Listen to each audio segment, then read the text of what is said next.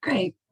Maybe in the interest of time, we should begin, if you're happy, both Lauren and Alex. So I'll quickly run through an agenda, but I guess first things first, just to say that this session is being recorded and it will be made available on our website. You can see the URL at the bottom right-hand corner on your screen, hopefully. We can also pop the link in the chat. So yes, you can always come back to this, or if you want to share it with anyone, please do. So we will kind of run through a little bit of an introduction to what the challenge is. I think we'll kind of speak to that, and then we'll also cover the timeline and the structure of the competition itself. We'll also be hearing directly from Makindye, from Alex and the city, a bit more detail about the challenge that they're proposing. We'll also run through the kind of criteria and also the important thing to note, how to enter the competition. And there should be lots and lots of time for kind of questions, Q&A. So hopefully looking forward to that as well. Kind of as we go through, we can take kind of a couple of moments to pause, but I think we'll probably save most of our questions towards the end of the session. And during that time, we can either use the chat function, or there's also the kind of raise hand function if we can unmute you if you would like to speak as well. But really, really welcome interaction throughout the session. Please, if you've just joined, introduce yourself in the chat, say who you're kind of representing, and yeah, if you've got questions, please do add them there, and we can always come back to them at the end. So with that said, perhaps we can crack on with kind of an overview of the challenge. If you can move to the next slide. Great, so what is the Climate Smart Cities Challenge? Hopefully you've kind of seen a little bit about it already. We launched only a couple of weeks ago now. We launched on the 3rd of November at the Expo in Dubai. Great, exciting event. It's an open innovation competition centered around 4 cities in particular, with the kind of overarching aim to reduce the climate impact within these 4 cities, but also create a better future for all. Innovators will be selected to kind of collaborate with the cities and investors, and ideally to demonstrate kind of their climate smart approaches and solutions, which will then inform kind of further investments in the cities and so on. And kind of this is the initial stage. I'll run through the timeline in a bit more detail, but just to note here already, applications close on the 5th of January in 2022. So please keep that kind of deadline in mind as we talk about the competition. Move to the next slide, please. So there is a whole host of partners kind of behind this project. It's a real kind of point of collaboration, very exciting. Obviously, importantly, at the top, we've got the kind of 4 cities, and we'll kind of go through each of those in a bit more detail, but particularly we're talking about Makindye today, which is really exciting. And then we've got a kind of whole host of other partners alongside this. Myself and Lauren, who are speaking today, are from Nesta Challenges. We're based in Nesta in the UK. But just to say, there's lots more people behind this. Great, and so these are the 4 cities that are participating in the Climate Smart Cities Challenge. So we have Bogota in Colombia, their kind of challenge is around kind of freight mobility, reducing congestion and emissions and air pollutants. We also have Bristol, based in the United Kingdom, who is looking about a new kind of financial model for delivering zero carbon homes. We've got Curitiba in Brazil, who are looking to kind of advance new solutions for creating a zero carbon neighborhood. And then today, which will be our focus, is Makindye in Uganda, proposing kind of scalable ways to develop zero carbon, energy efficient and affordable homes. So looking forward to kind of talking with Alex about this as well. We can move to the next slide, please. I'll really briefly just kind of do an overview of the competition and the timeline, and maybe perhaps some of the kind of key dates to keep in mind. So the Climate Smart Cities Challenge is kind of got 5 key, I guess, stages to it. We had an initial open call back last year when we invited different cities from across the kind of world to tell us about their challenges, specifically focusing on reducing greenhouse gas emissions. And out of that process, 4 cities were selected, as I've just described. We're now in the kind of open innovation entry stage of the competition. We're looking to invite innovators to apply, particularly focusing on these 4 cities and their specific challenges. So we are open now, and we will close the applications on the 5th of January 2022. Very important reminder of that deadline. The kind of innovators that are selected, there will be 80 kind of finalists selected. At that point, they will be announced at the Expo in Dubai on the 20th of January as well. So really, really exciting. When we move into the next stage, so these 80 kind of finalists, these 80 companies, innovators, whatever you want to call them, will be invited to the co-creation period. This is when there will be a whole kind of host of support and some real opportunity to collaborate with the cities directly as well. Following this, the kind of program will move into the system demonstration planning phase. So the kind of 80 kind of finalists will move down into 4 teams per city. And when I say team, a team may be made up of a few different finalists. So that might be a couple of different kind of companies involved in a team, and there'll be 1 team per city. We are discussing the milestones because... That's great. Thanks for keeping your microphones on mute just as we go through. Appreciate it. And so as the kind of system demonstration phase, as I mentioned, we'll have 4 kind of teams that will be the kind of, I guess, the winners, and they'll go into that planning phase. And then we'll move into the actual system demonstration as well in 2022 to 23. Brilliant. If we can move to the next slide, please. So I guess it's really important to note kind of why enter. As I mentioned, 80 finalists, so 20 per city, will be selected at this stage on the 5th of January once applications close. So that's quite a high number, I guess, of finalists who could participate, who will move into this co-creation period. And I want to stress that this is a kind of collaborative program. We want to kind of build partnerships, build collaboration between both the companies and also the cities, and also kind of the partners behind the program as well. So there'll be a lot of support provided with kind of mentoring and business development support to kind of help accelerate solutions and build teams. There'll be kind of hands-on workshop sessions with each city. Each city has designed a kind of bespoke kind of offering to innovators.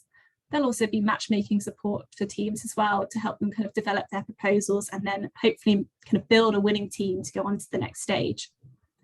So as mentioned, so you've got your 80 finalists, 20 per city, that will then be moving down into kind of 1 team per city. So you're going to have 4 winning teams, and this will be made up, as I mentioned, of a few different finalists.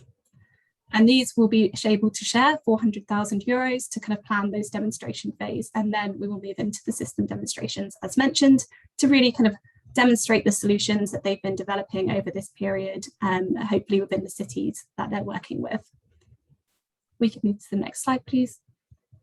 So I'm now going to stop talking and hand over to Alex, who is going to go into a lot more detail about the kind of the specific challenge that Makindye has and give you a bit more detail about why you might want to apply and what's so exciting about it.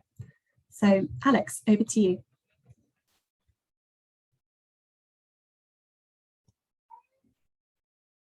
Thank you, Hannah. First of all, I apologize for the background noise. Please bear with me. I'm working from home. Good evening, ladies and gentlemen. My name is Chivumbi Alex. I am Head of Innovation and Resource Mobilization in Makindye Ssabagabo Municipality, that's in Uganda. So I'm here to present our eco-friendly green home project. I'll start with the challenge.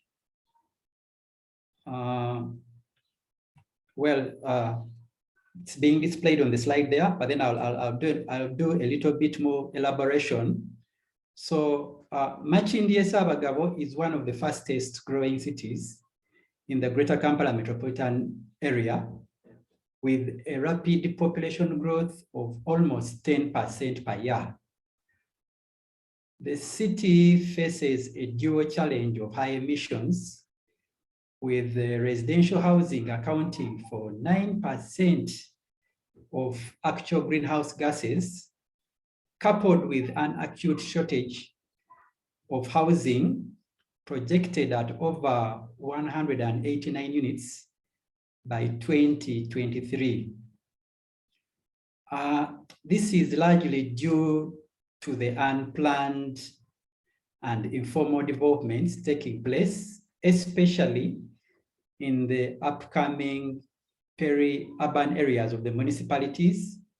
It's also due to rapid urbanization, coupled with the increasing influx of people from the capital city, Kampala. Basically, just like many urbanizing cities in the world, Makindye Ssabagabo has not been spared from the impact of climate change. The Greater Kampala metropolitan region, where the city lies,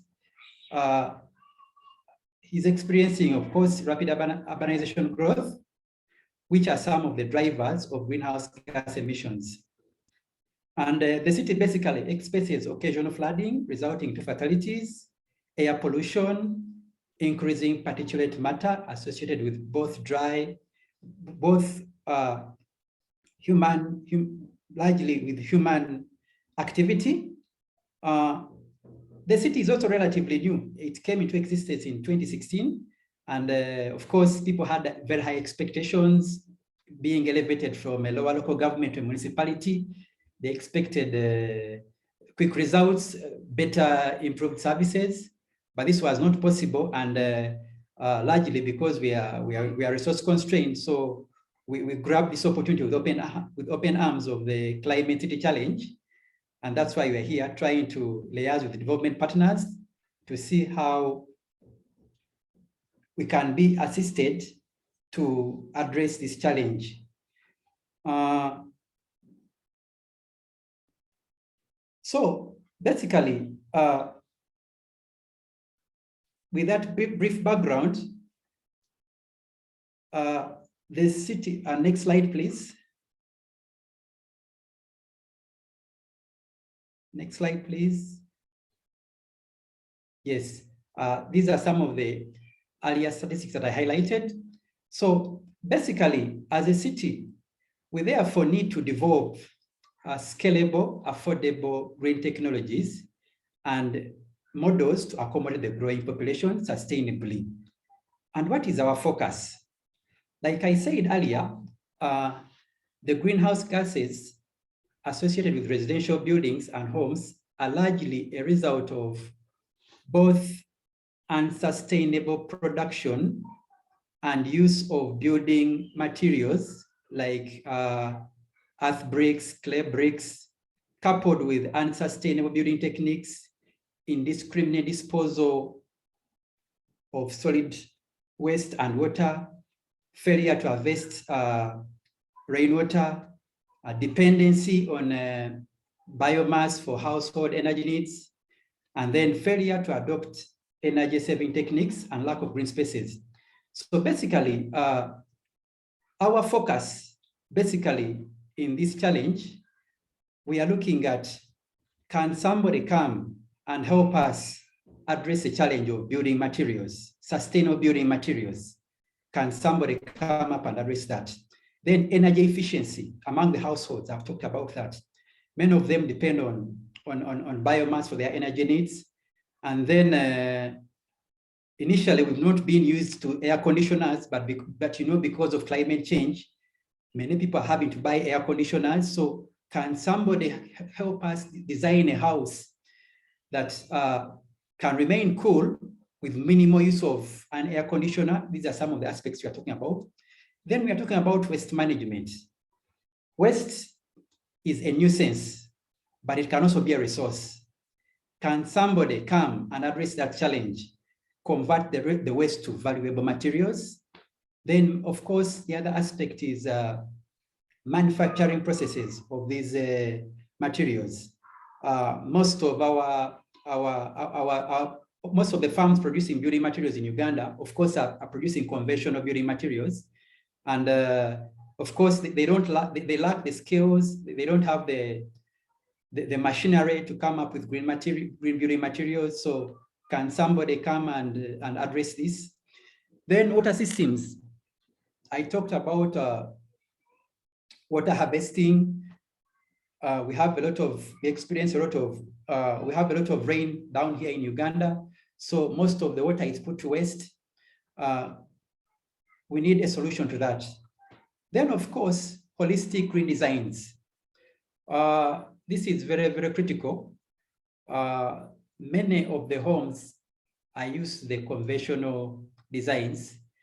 The typical example is that many people here think that, for example, if you have a compound, you should fill it all with pavers. That's cool, basically. That's cool in a sense, but it's not sustainable. So you eliminate all space for any greenery in favor of pavers. So we need some holistic, really holistic green designs. Next slide, please.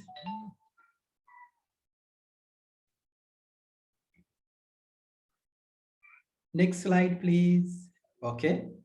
So once we get development partners who are ready to come and address these solutions, of course, they will not be working alone. The city will support them. The city is passionate about this project. So basically, the city will give them access to data sets. For example, the municipal physical development plan. This one is in existence. It has been approved. It shows what can be done in specific areas and what cannot be done. So the developer, the innovator can always get access to this. Then during the refinement of our concept, we conducted a digital survey for this particular project. And it was quite comprehensive. So it covered all the aspects I've talked about earlier. So this innovator can always get access to the outcome of this digital survey. Then, of course, since our challenge rotates around emissions, the innovator and the developer can get access to the greenhouse gas inventory report. It's quite comprehensive.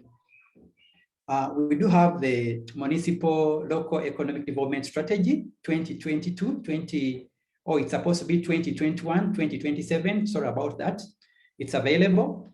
Then we have the Uganda Population and Housing Census Report 2014. And of course, the projections are available from Uganda Bureau of Statistics. Besides that, we shall assist this particular innovator. We shall facilitate the interaction and interface with the key stakeholders in the city.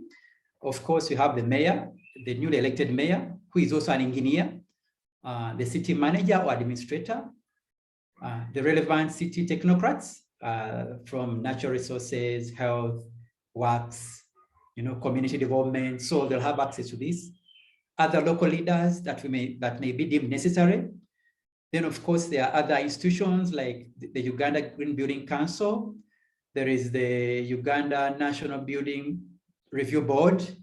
There is the national, we can also arrange an interface with the Uganda National Physical Planning Board.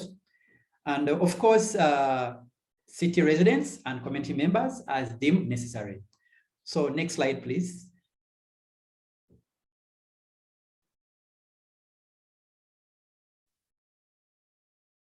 Alex, I think that's it for the slides on the specific challenges, but I'm happy to speak to how to enter, but feel free to keep going if you would like to add some more information.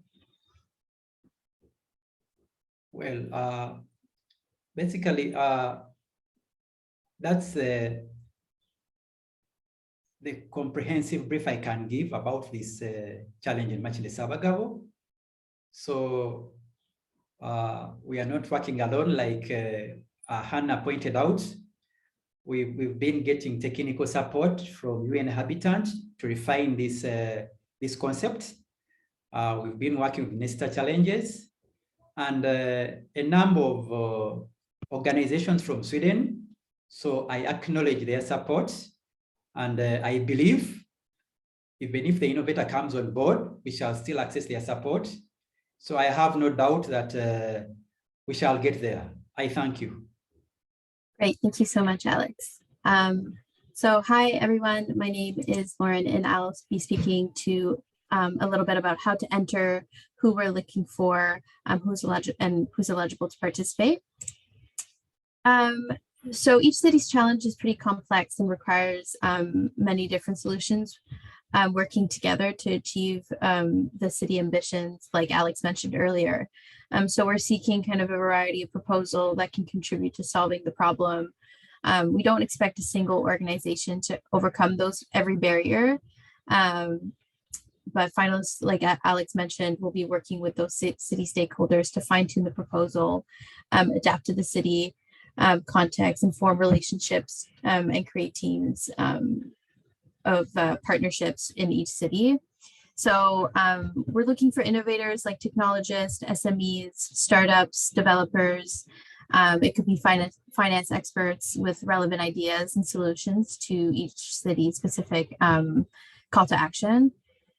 We're looking for a variety of proposals, but we do have eligibility criteria. So you must be a registered entity, which includes businesses, charities, community groups, educational institutions, sole traders, public bodies, but from around the world. So you don't have to be based in Uganda to be eligible to participate. You can be based from anywhere around the world, but your solution has to be it has to clearly respond to the challenge briefs and the call to action that Makindye has set out.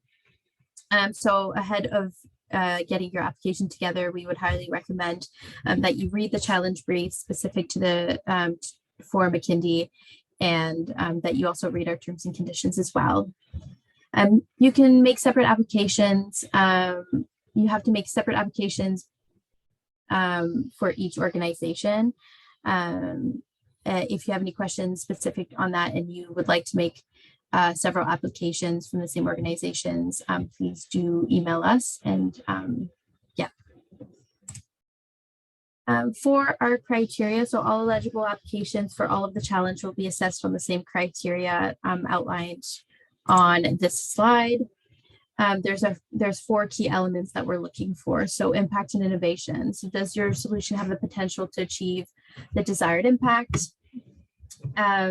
Concept viability. Does the applicant present a robust concept that is ready to be demonstrated in a real world environment?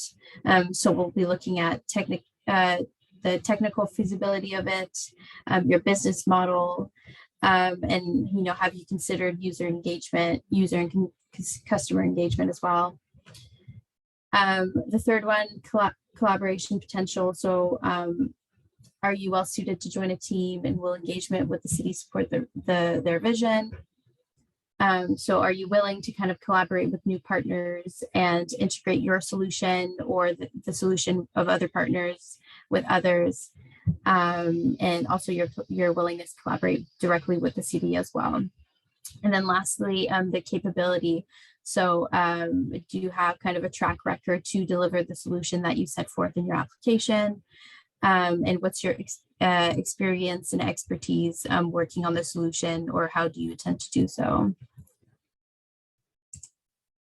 And then lastly, how to apply. So as Hannah mentioned earlier, the deadline is the 5th of January, 2022 via the online application portal, also known as Submittable. So you can find that link to the portal on our website. We also have early application deadline, which is the 5th of December, just to gain an opportunity to kind of soft pitch directly to the cities. And those will take place later in December. And we have a Q&A portion of this webinar today, but if you have any additional information, we have a frequently asked questions available on our website, but you can also email us at climatesmart.cities.challenges.org. And yeah, so we will move forward to the Q&A portion of the slide or of the webinar. So I'll open it up to the chat. If you have any questions, feel free to send them in the chat or the Q&A function, and we'll address them. So I'll give everyone a few minutes to kind of submit your questions. Thanks, Lauren. Thanks, Alex. Yes, please do add your questions over to the chat or the Q&A, whatever you prefer. I believe we can also use the raise hand function if you would like to speak. Isabel, I know you've just joined from UN Habitat, as Alex mentioned. I just don't know, did you have anything you kind of wanted to add? I know you and Alex have worked really closely together on kind of developing the challenge, and the brief, as you say, is a great source for kind of people interested in this. So maybe if there's anything you wanted to add on that. Thank you very much, Hannah, and hello, everybody. No, I don't have much to add. I think the presentations have been pretty comprehensive. Of course, yes, UN Habitat has been quite involved in developing the challenge brief as well. This document is available on the link that I just shared in the chat as well. You'll find a button there to the challenge brief, which really outlines all of the requirements of this challenge and the background to it. So it also digs a little bit into some more data. What are the figures? We have done extensive stakeholder engagement with different stakeholder groups in the city to also understand who is affected by this challenge in which way. So that analysis has also contributed to that challenge brief.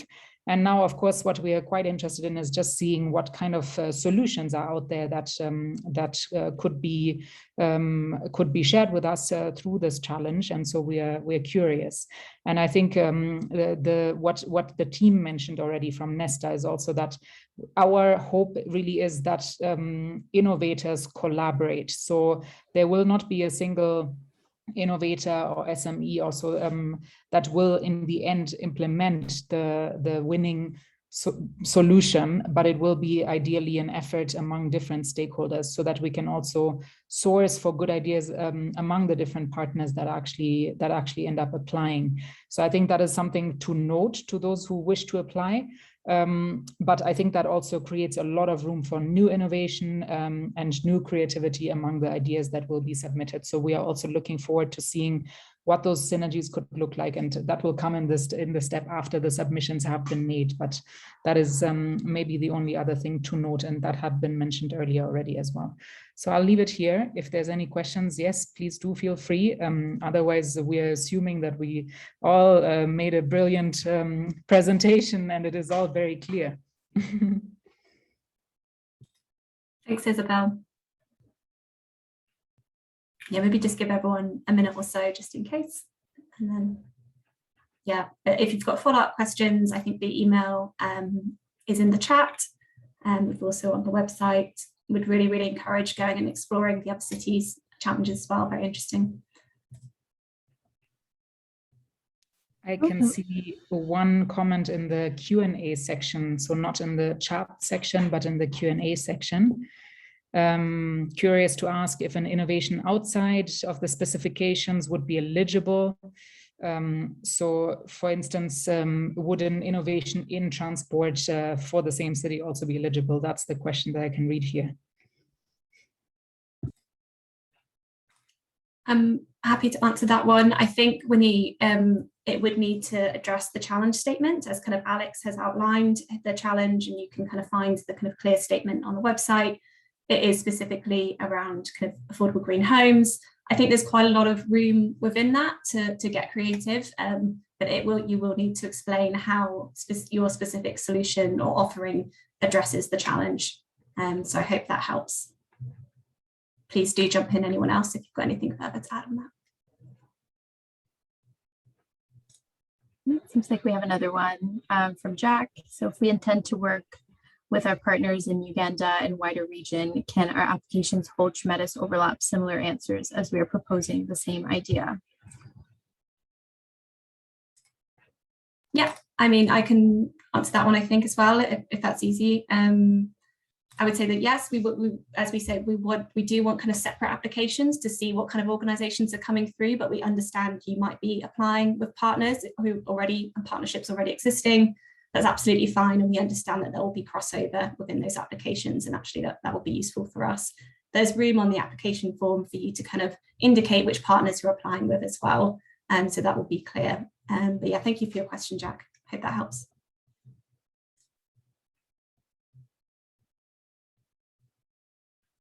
Great.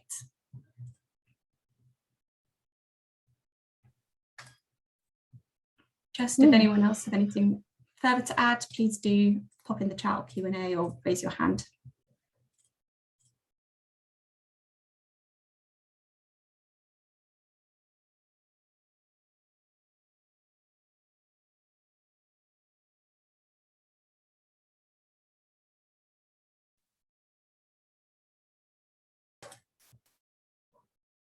Fantastic.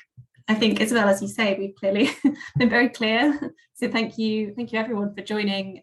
We can hang on for maybe a couple more minutes if anybody does have a question, but feel free to drop off if you need to. As you said, the recording will be available on the website.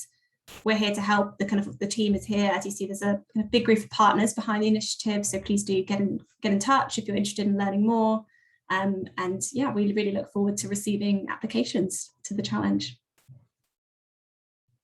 And maybe I can also just, throw in here, we are all quite active on social media as well. So if you want to find out more about the challenge, we also have set up a LinkedIn account for the Climate Smart Cities Challenge, where we're also posting all the updates from all the cities. So of course, if any of the other cities are also of interest to you, feel free to follow their journey as well. So do look up the Climate Smart Cities Challenge on LinkedIn or any one of us, because we frequently post also about the latest updates. But in a sense, now we are just waiting to receive all the good inputs from innovators from the different cities. And in the meantime, I'm sure you can find more information on the website or through the email addresses provided, in case there's any follow-up questions you have.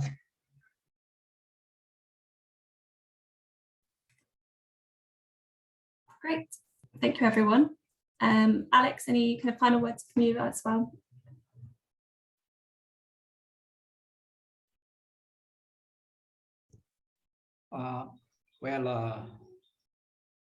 Initially it looked a tough order, a tall order, but we are getting to an exciting stage. We are hopeful that with the interest shown in this challenge of our city, we shall get solutions that are not ordinary to address our unique challenge. So I encourage the different innovators, the different developers, please, we are ready to support you to work together and address the challenge. If I'm to remind you, it's a dual challenge.